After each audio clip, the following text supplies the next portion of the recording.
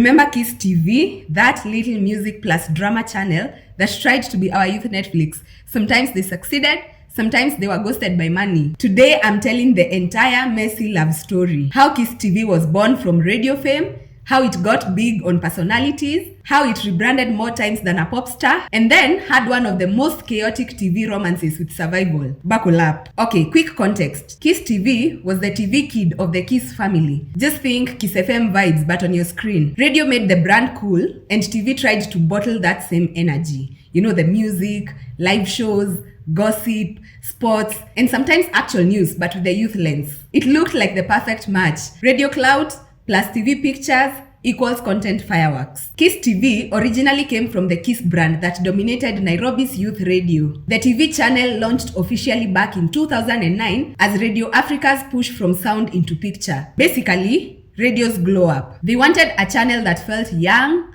fast, and social before social was everything. That launch wasn't a quiet move. It was a signal that Kenya's pop culture had its own TV home. Over the years, Kiss TV was that friend who kept changing hairstyles. You know, the music blogs, entertainment shows, mini news skits, sports talk, and even election specials. It used radio stars to jump to TV because, you know, people already loved those voices. Here's the cheat code. Kiss TV's secret sauce was the personalities. They roped in familiar radio stars, the likes of Kamenegoro, Masawe Japani, Joe Saina, Big Will, names people already cared about. They hosted shows like Good Vibes, you know, Kamenegoro, The Big Interview with Masawe, and The Score, you know, Joe Saina and Big Will. Those presenters made viewers feel like they're watching their friends, and friends are sticky. Kiss TV rebranded more than a politician changes promises. They tried a major rebrand again. New shows, new faces, more live energy, and all that was because the game had changed. You know, there was streaming, social, and advertisers who wanted measurable ROI. Rebrands cost money,